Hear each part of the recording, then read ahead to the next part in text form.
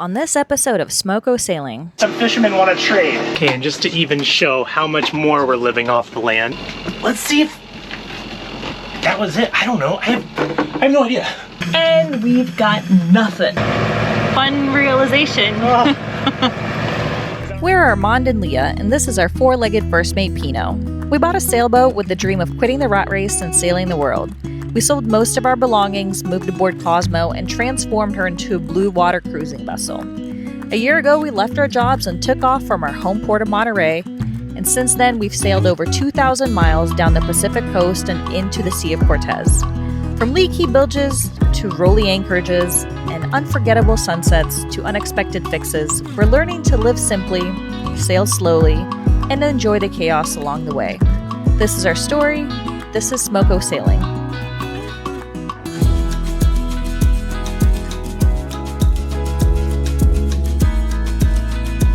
After a 2.5-day passage from Bahia Tortugas, we were so happy to arrive and drop anchor in Bahia Santa Maria. This is one of the largest and most reliable anchorages on the Pacific side of the Baja for sailors, and it's often filled with large fishing boats, pangas, and a few sailboats getting a couple of nights of rest before continuing their way south.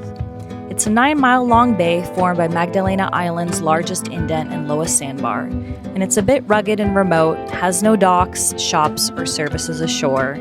And the big shore break makes it difficult to land a dinghy, but on land you can find a surf camp, a few fishermen's houses, and the Santa Maria estuary as well as mangroves that you can tour with a local guide. After our disappointing fishing adventures in the last episode, we finally scored some seafood in Bahia Santa Maria.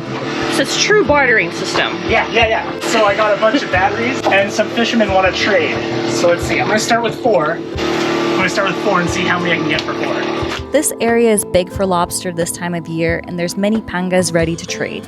Because this area is so remote, commodities are more sought after than money, and we recommend any cruiser stopping by to bring double and AAA batteries, Coca-Colas, and don't forget some sweet treats for the fishermen's kids. Sorry it's so loud, I'm running the generator. So we got 4 lobsters. Hey guys, they're alive. I'm going to fill some water in there. 4 AA batteries, 2 Coca-Colas, and 2 packs of cookies. Good deal. Yeah. But I'm gonna cook these lobsters. So here are some that are already boiled. Sorry, little buddy, you're going for a swim in the warm waters of Cosmo. He goes in. There we go. Oh, splashing around. Today we're making like a pasta with garlic, butter, lobsters. It's gonna be great. Now the lobsters are all cooked. You can tell that because they're nice and red. They're not moving. These are spiny lobsters. I've never cooked them before. They don't have the big claws. We're just going for the tail meat and a step above it. So of course this gets a little dangerous, but you go like this, anchor it, give it a nice chop-a-doodle. And there's also a little bit of meat in here. And this is the scary part. Sharp knife. There we go. And get out the stuff that isn't brain. You can eat every part of a lobster, even its shell can be pulverized. So I feel so spoiled right now. This is like the coolest thing in the world.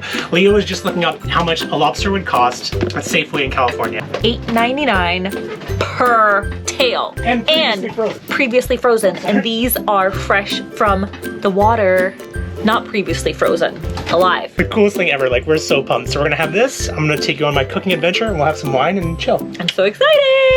Okay, and just to even show how much more we're living off the land, we're gonna use some parsley that Leah grew. It's all about freshness today.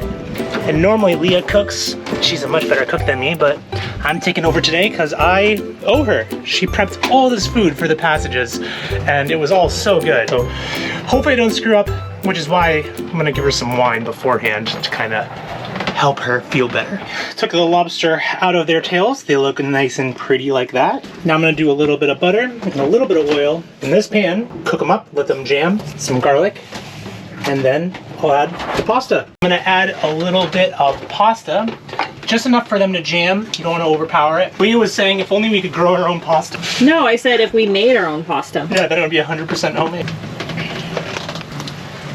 Cooked to perfection? Mm-hmm. Pino, come get the pasta. He's a good doggy. All right, a little bit more butter. Let this jam, and then as it solidifies, it gets a little thicker, and we'll be ready as rain.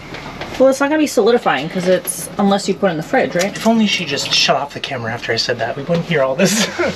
Armand said this is what I get for telling him how to cook pasta. Little Scooby-Doo is such a good dog today. He's been so good, like going on the deck. Just, he didn't whimper at all. He defended us from a calamari at sea, so we'll give him a little wet food. What are you gonna get? What has Daddy got for you? Ooh. Alright, so here we'll start with some chunks, because we like the chunks. I like to give it a little twirl in a clockwise fashion. Nom, nom, nom. And then a piece on top, because they say you eat with your eyes first. Here we go. Again, a clockwise rotation is essential. Make a little volcano. The lava. This is the volcano. These are the people. And now we deliver for our delivery fee. 15% service fee. And voila! Let's eat. All right, now we're gonna dig in. So cheers, Leah, and thanks for a nice day. Leah did laundry, and I did a bunch of random stuff. Cheers, everybody. Yay! So good news, our Seawater Pro works fabulously. We were able to fill some of our tanks. The bad news is we let our tanks run super low before refilling them. We think this caused an issue with our water pump. We filled up some of the tanks today with the Seawater Pro, and as we're trying to turn on the faucets, we keep hearing like a spurting, and the water pressure keeps running, and there's a humming sound. I guess let me just show you. It's like a nice little ASMR sound, maybe. So that's not a really good sound. Armand has been tinkering with the water pressure. I think one of the things that we're gonna try to do now is maybe replace the accumulator tank, question mark? Because the last one that we've had has also been a little wonky. We've had times when we would just be taking a shower and the water pressure just kind of goes off when we're just kind of standing there waiting for it to come back on. Maybe sometimes like a full minute. So there's always something. We were gonna go to another anchorage tomorrow, but that's probably not gonna happen because we're gonna have to tackle this project because we need showers and we need water. We've got a water maker, we've got 3 water tanks, and it kind of sucks when you can't get to the water. I lied. It wasn't the accumulator tank, it was the freshwater pump. Both of them, actually. We're gonna swap both of them. And that's the thing that, if you remember, during our last few days in San Diego, we were talking about all of the things that we needed to purchase before we went to Mexico. And I was thinking, and I said, hey, I know, I'm tired too. I was thinking, hey, we should get another water pump, because what if we can't get to the water in our water tanks? Lo and behold, less than a month into our adventures in Mexico, and we can't get to the water in our water tanks. So we might be taking showers from a bucket on deck. What do you think about that? He actually prefers no showers. Santa's little workshop. This is a little product that we got on Amazon, Japsco. Do you think that could be it? Yeah, I mean, I don't think we emptied the tanks. The tanks have at least like a few gallons in there, so I don't know. Do these things have like a lifespan? Was this thing new when we bought the boat, or we don't know? So this thing may have been like 20 years old. It might have been on its deathbed. Alright, hello. To put this into context, I was showering and I was all soapy and no water was coming out. So like, this is like the worst timing, but whatever. So I just installed a new accumulator tank, which we had, and a new pressure, like water pressure thing. Same company, Japsco stuff, so it was easy to swap in and out. It's not super clean down there, but if this works, I'll get to it. I don't know why, but the red and black is, you know, like universal, and on this one it's like orange, which is weird. And then the red one is actually back here, but the red one connects to itself. That makes me a little weird, but there's only 2 wires, so it wouldn't have, it can't be anything else. Leah's gonna turn on the water pressure thing. Hopefully you don't see any sparks. Just get ready, and then if I say like shut it off, then just shut it off right away, okay? Okay. So let's check this out, go ahead. Okay, we're good. All right, it sounds a little different. Let's see if that was it. I don't know, I have no idea. There's a lot of air in the lines, so we have to clear that still.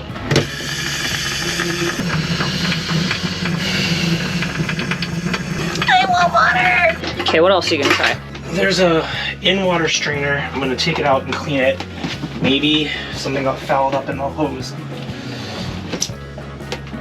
No, there's nothing in there. Let's power it back on and turn on your faucet. And we've got nothing. The really cool thing about the cruiser community is the Sea People app. There is a catamaran that pulled in. I found them on the Sea People app and we were just messaging back and forth, and they invited us over, and I said, hey, I can't come over. We can't have fun because we've got water pump issues. And they're like, oh, let us know if you need any help or any spare parts because we've got some on board. So there's always people that are out there to help. If we were at home and we had a house, I don't know if I could pop over to my neighbor's house and be like, hey, do you have a plumbing part? Because my shit's not working. Okay, so maybe progress. I don't know. This is like starting.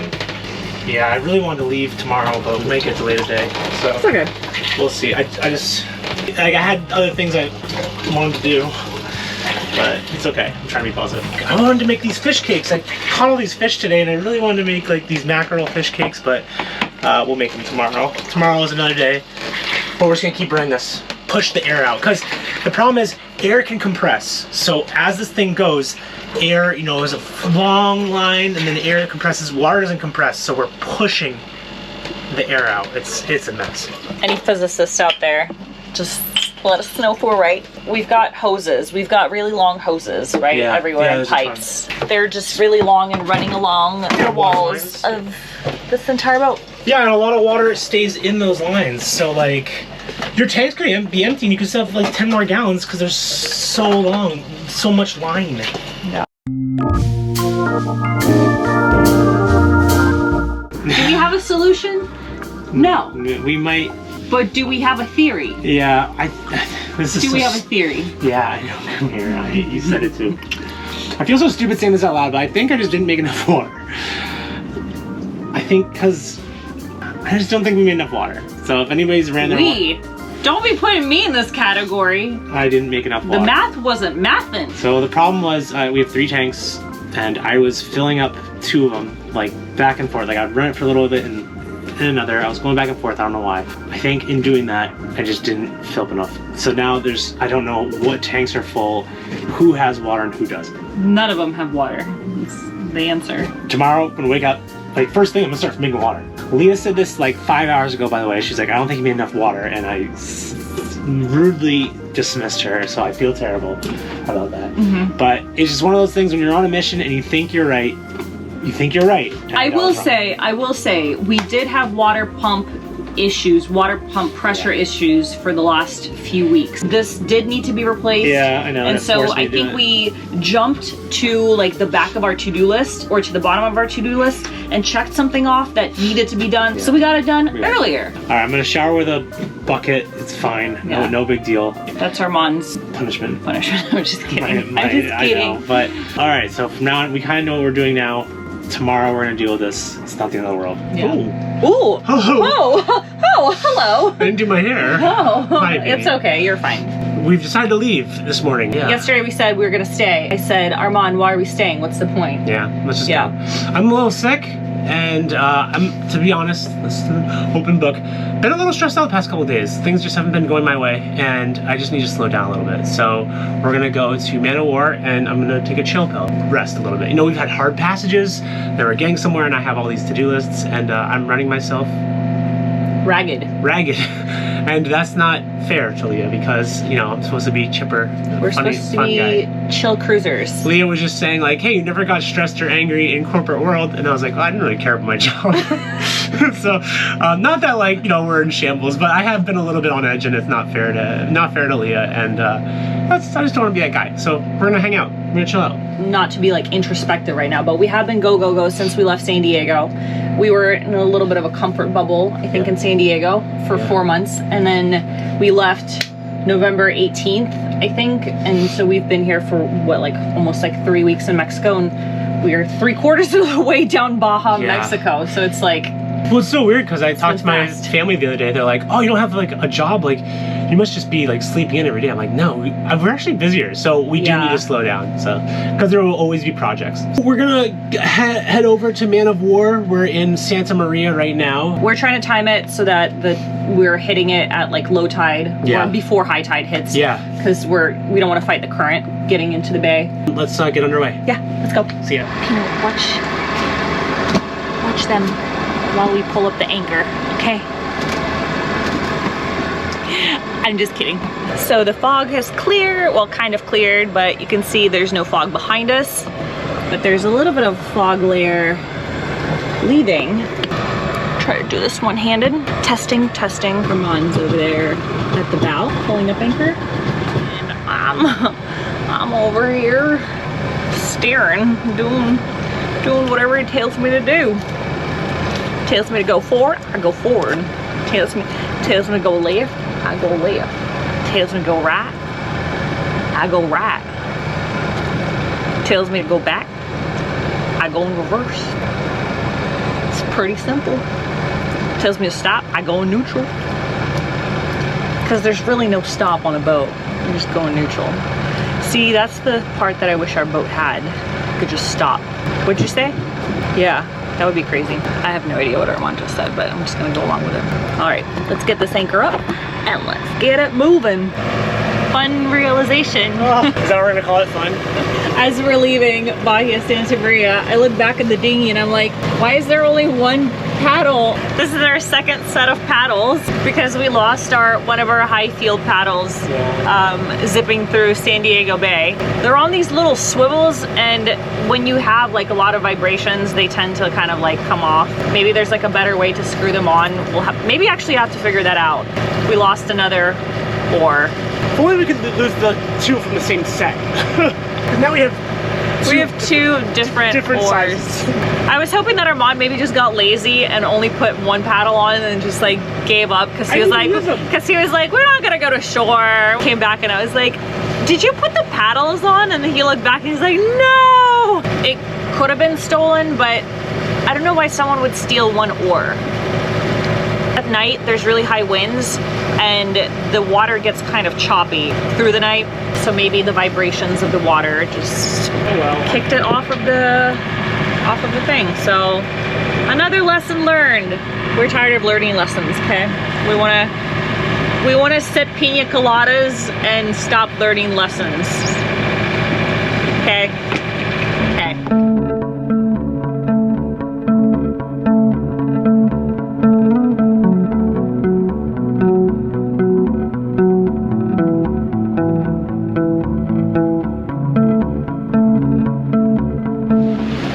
We had one loss for the day, but we had one win. If anybody ever uses Victron products, I have the Victron DC to DC charger, and I was never getting a charge, but now I am. I had to change some of the settings, so I didn't have the DC to DC charger kicking on. I had it kicking on like way too high of a voltage that my alternator doesn't put out. So good news is now we're bringing in quite a bit of amperage, 30 amps. So pretty pumped about that because we were a little low because I've been running water and just running around, so that's a good win. Oh, we had a cool thing. We were in some really dense fog because we were offshore a little bit. Not really offshore, but 5 miles. yeah. 2 miles. This boat that we saw earlier, Sea Story, we actually saw them a long time ago. 2 days ago. Was it 2 days ago? But they called it, hailed us. I hailed them on the radio because we saw them on AAS, and we never know if people can see us on AAS, and they said they could, so that's good news. There was a panga out there, so we were able to dodge them. These guys actually passed us on our second night of the passage to Bahia Santa Maria. Yeah. So it's payback. But we're under, they're good, I think. They're probably good sailors. We're just newbies. But we're trying to charge our batteries, so that's why we're motoring. As we left Bahia Santa Maria and headed towards Magdalena Bay, the fog cleared and gave us beautiful blue skies, warmer weather, and the most incredible send-off with a huge pod of dolphins. There's something so comforting and magical about being surrounded by these beautiful creatures, and we instantly feel grateful to be living this life despite all of the lows that we experienced. The last few episodes haven't exactly been smooth sailing, And we haven't even shared all of the lows with you guys because who wants to pick up a camera when shit gets rough? Although we've tried to keep up positive attitudes, the exhaustion and constant repairs have been taking a toll on both of us, and we knew we needed to slow down, recharge, and Magdalena Bay gave us exactly that. We look forward to sharing our time there with you. Thanks for watching and being part of the virtual Smokco sailing crew. We'll see you next time in Magdalena Bay.